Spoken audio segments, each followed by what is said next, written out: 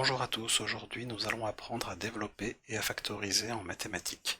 Alors nous allons commencer par le développement et une petite définition. Qu'est-ce que développer? Développer un produit, c'est le transformer en une somme ou en différence. Donc il faut déjà bien comprendre qu'on ne peut pas tout développer en mathématiques, on développe un produit. Un produit, c'est une multiplication, mais on ne peut pas développer n'importe quelle multiplication. Si j'ai 3 fois 2 ça fait 6, et il n'y a pas de développement à faire. Donc pour qu'on ait un développement, il va falloir qu'on ait un produit un peu plus subtil, et nous avons deux exemples en dessous. Est-ce que ces deux expressions-là sont bien des produits? Oui.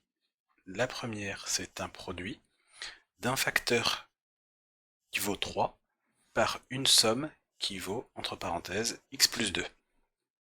La deuxième expression, c'est aussi un produit d'un facteur qui vaut 5 par une expression qui vaut, entre parenthèses, x moins 7.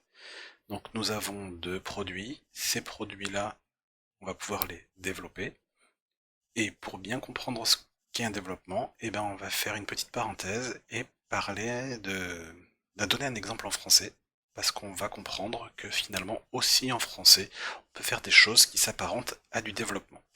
Imaginons, on a un personnage qui nous dit j'ai des vêtements rouges, et entre parenthèses on écrit pantalon, virgule, manteau et chapeau. Et bien ici, on a un facteur qui est rouge et qu'on va pouvoir attribuer à trois éléments. Cette expression-là, si on voulait la rendre un peu plus mathématique, on pourrait l'écrire de cette manière-là, rouge multiplié par pantalon plus manteau plus chapeau. Et c'est ce qu'on a à peu près ici. On a un facteur 3 multiplié par des éléments qui sont additionnés entre parenthèses. Ici, nous avons un facteur qui est rouge multiplié par des éléments qui sont additionnés entre parenthèses. On comprend sans aucune difficulté, dans notre exemple, que notre rouge porte sur les trois éléments vestimentaires de notre personnage, et que notre personnage porte un pantalon rouge, un manteau rouge, un chapeau rouge. Cette expression, on peut donc l'écrire sous la forme pantalon rouge plus manteau rouge plus chapeau rouge, et ça décrit bien notre petit personnage à gauche. Si on applique ça à notre exemple au-dessus, et ben c'est exactement similaire. Notre 3, on va devoir le distribuer sur le x et sur le 2.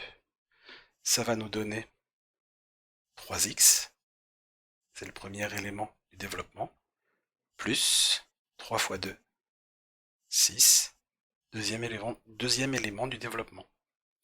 Dans l'exemple de droite, exactement pareil, 5 fois x, ça donnera 5x, moins 5 fois 7, ça fera moins 35.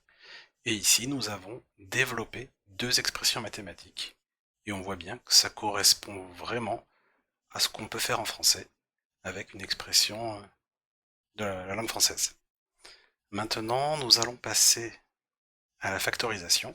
Et la factorisation, eh ben, c'est l'inverse du développement. On va transformer une somme ou une différence en produit. Si on reprend l'exemple de tout à l'heure, une personne qui nous dirait j'ai un pantalon rouge et un manteau rouge et un chapeau rouge, on pourrait lui dire d'exprimer ça plus clairement en nous disant j'ai un pantalon, un manteau et un chapeau rouge. Cette expression-là était factorisable parce qu'on avait un élément en commun, rouge, rouge et rouge, dans trois éléments de la description. Si une autre personne nous dit j'ai un bermuda gris, une chemise rouge et un chapeau jaune, eh ben on va lui dire qu'on est content pour lui, mais on ne peut pas faire grand chose de cette expression-là. Donc toutes les expressions ne sont pas factorisables, la première l'était, la deuxième ne l'est pas. Factorisons donc ces expressions-là, et donc dans un premier temps, vérifions si elles sont factorisables. La première, c'est bien une somme, ce qui veut dire qu'a priori, elle est bien partie pour être factorisable. Voyons maintenant si on a des éléments en commun dans cette somme. À gauche de notre plus, nous avons un 3, à droite, nous avons un 5. 3 et 5 ne sont pas des éléments communs. À gauche, nous avons un x, à droite, nous avons un x. X et x sont les éléments communs, et ça sera le facteur qu'on va pouvoir utiliser dans notre factorisation. comment on va écrire ça? Eh ben, on va écrire que x peut être le facteur de 3 plus 5. C'est exactement comme quand on avait mis tout à l'heure le rouge qui pouvait être distribué sur le pantalon, le manteau, etc., etc. Donc là, on a x multiplié par 3 plus 5. Cette expression-là, on va pouvoir maintenant l'écrire un peu mieux, la rendre un peu plus jolie, parce que 3 plus 5, il n'y a aucune difficulté à faire cette addition-là, donc on va déjà la faire. Ça va nous donner x multiplié par 8. Et ça, traditionnellement, en mathématiques, on va plutôt l'écrire 8x. Et il n'y a pas voilà, on va pas tomber de notre chaise. Il n'y avait pas à passer par tout ça finalement pour constater que si je prends 3x et que j'ajoute 5x à 3x, et ben j'ai bien 8x. Donc là, on l'a démontré grâce à une factorisation.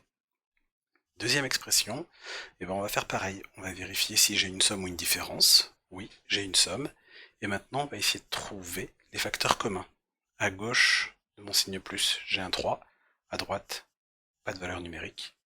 À gauche, j'ai un X. À droite, j'ai un Y. Et ben c'est pas la même lettre. Donc a priori, cette expression-là n'est pas factorisable. Dernière expression, voyons voir, est-ce que j'ai une somme ou une différence? Oui, j'ai une différence, pas de difficulté. À gauche, j'ai un X, à droite, pas de lettre, donc a priori pas de facteur commun. À gauche, j'ai un 3, à droite, j'ai un 6, a priori pas de... Ah, peut-être un facteur commun.